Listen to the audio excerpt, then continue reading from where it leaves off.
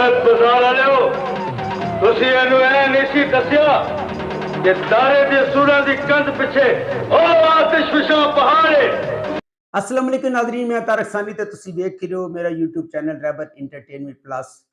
ਤੁਹਾਡੀ ਖਿਦਮਤ ਵਿੱਚ ਨਵੀਆਂ ਫਿਲਮਾਂ ਲੈ ਕੇ ਹਾਜ਼ਰ ਹੋਣਾ ਔਰ ਕੋਸ਼ਿਸ਼ ਹੋਣੀ ਹੈ ਕਿ ਐਸੀ ਫਿਲਮ ਲੈ ਕੇ ਤੁਹਾਡੀ ਖਿਦਮਤ ਵਿੱਚ ਹਾਜ਼ਰ ਹੋਵਾਂ ਜਿਸ ਦੇ ਬਾਰੇ ਤੁਹਾਨੂੰ ਕੋਈ ਮਾਲੂਮਾਤ ਨਾ ਹੋਵੇ ਜਾਂ ਉਹ ਫਿਲਮਾਂ YouTube ਤੇ ਨਾ ਹੋਣ। ਲਿਹਾਜ਼ਾ ਅੱਜ ਜਿਹੜੀ ਫਿਲਮ ਲੈ ਕੇ ਮੈਂ ਤੁਹਾਡੀ ਖਿਦਮਤ ਵਿੱਚ ਹਾਜ਼ਰ ਹੋ ਰਿਹਾ ਸੁਲਤਾਨ ਰਾਏ ਦੀ ਬੜੀ ਜ਼ਬਰਦਸਤ ਫਿਲਮ ਹੈ ਤੇ ਇਸ ਫਿਲਮ ਦਾ ਨਾਮ ਹੈ ਦਾਰਾ ਗੁਜਰ। 10 अक्टूबर 1986 बरोज जुम्मा रिलीज होने वाली एक रंगीन पंजाबी फिल्म दारा गुजर। इस फिल्म का जिहड़ा टाइटल रोल है अदाकार सुल्तान राय ने अदा किया है। अदाकार सुल्तान राय, अंजुमन, मुस्तफा कुरैशी, दुश्मन बनावा या ना बनावा पर तू जमुरत, अफजाल अहमद, 11 ਦਾ ਇਮਤਿਹਾਨ ਲੈਣਾ ਚਾਹੇ ਤੇ हबीब दस साबन बादशाह ते सावन। की दसा दिए हदयात इम्तियाज कुरैश, फिल्म साज M.A. रशीद, मुसन्निफ सलीम मुराद, पैदा म्यूजिक दिता है जुल्फकार अली ने। यह जिहड़ी फिल्म है ये दो दोस्तों की कहानी है, चौधरी सादक ते दादू।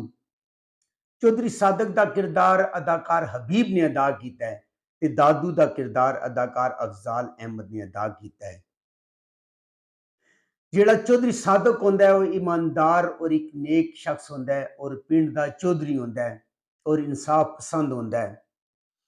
और एक शख्स जिहड़ा कि अमानत की खयानत करता है, चौधरी सादक उन्हें सजा दिंदा है और मारदियां गलती नाल उन्हें कतल कर दिंदा है।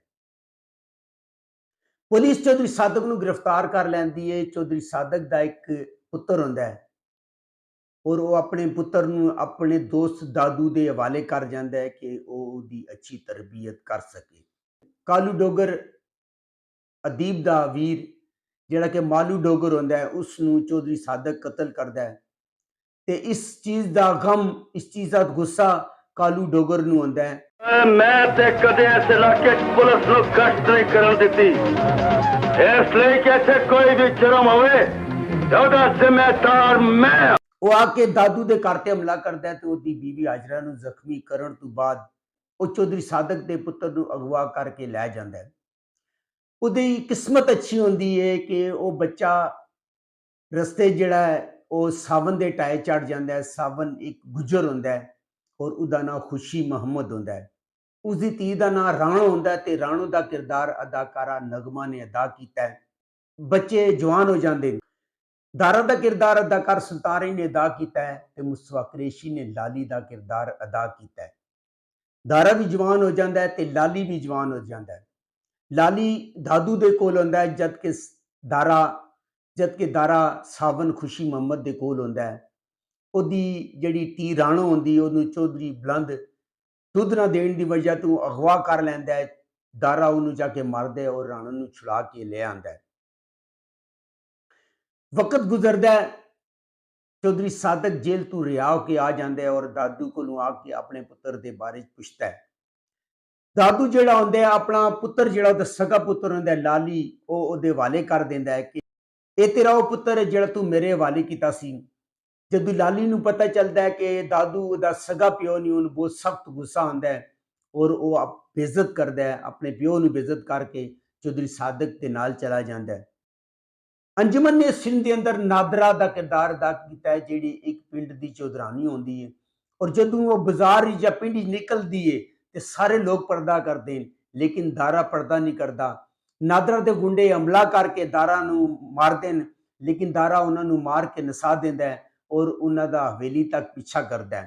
साधू खान जे किसी कुड़ी नाल लट्टा सट्टा ला के अपने घर ले जावे ते ओ धी है, सुल्तान का मुंह तू भी नहीं बंद कर सकता। इसलिए कि और हवेली पहुंच के नादरा नूं दो चार थप्पड़ मार के मजबूर करता है कि वो ओहदे कोल पर्दा करे। इस गल ते जिस तरह आम रूटीन होंदा है उन्हें आपस में प्यार हो जाता है। जमुरत ने इस फिल्म के अंदर जुगनी का किरदार अदा किया जिसका काम खेल तमाशे कराना होंदा है और वो लाली दे नाल प्यार करती है। लाली आके पिंड विच ललकारदा है ਜਿਹੜਾ ਦਾਰਾ ਹੁੰਦਾ ਹੈ ਉਹ ਇੱਕ ਸ਼ਰੀਫ ਔਰ ਨੇਕ ਇਨਸਾਨ ਹੁੰਦਾ ਹੈ, ਔਰ ਉਸਦਾ ਜਿਹੜਾ ਇਲਾਕਾ ਹੁੰਦਾ ਹੈ ਉਹ ਮੁਜਰਮਾਂ ਤੋਂ ਪਾਕ ਹੁੰਦਾ ਹੈ, ਔਰ ਆਪਣੇ ਇਲਾਕੇ 'ਚ ਕਿਸੇ ਵੀ ਜਰਾਇਮ ਪੇਸ਼ਾ ਸ਼ਖਸ ਨੂੰ ਰਹਿਣ ਨਹੀਂ ਦਿੰਦਾ। ਲਾਲੀ ਆ ਕੇ ਉਹਨੂੰ ਉਹਦੇ ਇਲਾਕੇ ਲਲਕਾਰਦਾ ਹੈ, ਉਹਨਾਂ ਦੀ ਦੁਸ਼ਮਣੀ ਦਾ ਆਗਾਜ਼ ਹੋ ਜਾਂਦਾ ਹੈ। ਹਾਲਾਤ ਕੁਝ ਐਸੇ ਬਣਦੇ ਨੇ ਕਿ ਦਾਦੂ ਜਿਹੜੀ ਨਾਦਰਾ ਹੁੰਦੀ ਹੈ ਉਸਨੇ ਆਪਣੀ ਧੀ ਬੁਲਾ ਕੇ ਆਪਣੇ ਘਰ ਲੈ ਆਂਦਾ ਹੈ।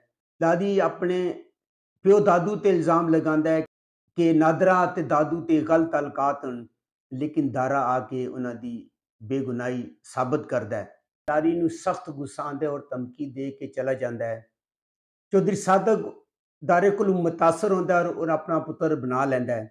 ਲਾਲੀ ਜਿਹੜਾ ਆਉਂਦਾ ਹੈ ਉਹ ਦਾਰੇ ਦੇ ਪਿਓ ਤੇ ਹਮਲਾ ਕਰਦਾ ਹੈ। ਖੁਸ਼ੀ ਮੁਹੰਮਦ ਦੇ ਦਾਰੇ ਤੇ ਲਾਲੀ ਦੀ ਆਪਸ ਵਿੱਚ ਲੜਾਈ ਹੋ ਜਾਂਦੀ ਹੈ, ਔਰ ਦਰਮਿਆਨ ਹੀ ਜੁਗਨੀ ਆ ਜਾਂਦੀ ਹੈ, ਔਰ ਜੁਗਨੀ ਜਿਹੜੀ ਹੈ ਦਾਰੇ ਨੂੰ ਗੋਲੀ ਮਾਰ ਦਿੰਦੀ ਹੈ। ਚੌਧਰੀ ਸਾਦਕ ਆਪਣਾ ਖੂਨ ਦੇ ਕੇ ਦਾਰੇ ਨੂੰ ਬਚਾ ਲੈਂਦਾ ਹੈ।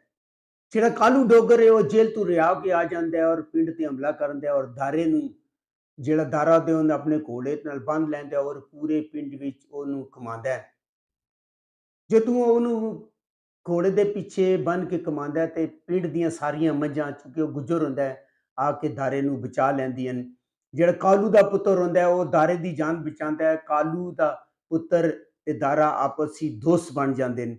ਲਾਲੀ ਜਿਹੜਾ ਹੁੰਦਾ ਹੈ ਉਹ ਨਾਦਰਾ ਨੂੰ ਚੁੱਕ ਕੇ ਲੈ ਜਾਂਦਾ ਹੈ, ਲੇਕਿਨ ਜਦੋਂ ਉਹਨੂੰ ਪਤਾ ਚੱਲਦਾ ਹੈ ਕਿ ਉਹਦੇ ਪਿਓ ਨੇ ਉਹਨੂੰ ਆਪਣੀ ਧੀ ਬੁਲਾਇਆ, ਉਹ ਉਹਨੂੰ ਛੱਡ ਦਿੰਦਾ ਹੈ। ਲਾਲੀ ਨਾਦਰਾ ਨੂੰ ਪਸੰਦ ਕਰਦਾ ਹੈ।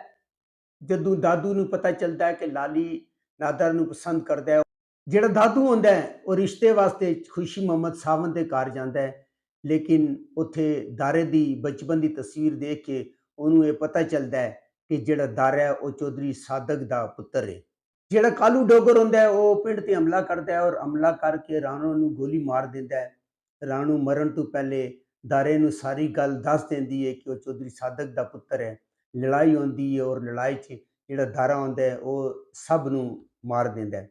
ਬੜੀ ਅੱਛੀ ਕਹਾਣੀ ਹੈ, ਬੜੀ ਜ਼ਬਰਦਸਤ ਕਹਾਣੀ ਹੈ। ਸੁਲਤਾਨੀ ਨੇ ਬੜੀ ਅੱਛੀ ਐਕਟਿੰਗ ਕੀਤੀ ਹੈ। ਅਗਰ ਤੁਹਾਨੂੰ ਮੇਰੀ ਮਾਲੂਮਾਤ ਅੱਛੀ ਲੱਗੀ ਹੋਵੇ, ਮੇਰੇ ਚੈਨਲ ਨੂੰ ਲਾਈਕ ਕਰੋ, ਸਬਸਕ੍ਰਾਈਬ ਕਰੋ ਤੇ ਸ਼ੇਅਰ ਕਰੋ। ਤੇ ਨੈਕਸਟ ਵੀਡੀਓ ਤੱਕ ਅੱਲਾ ਹਾਫਿਜ਼।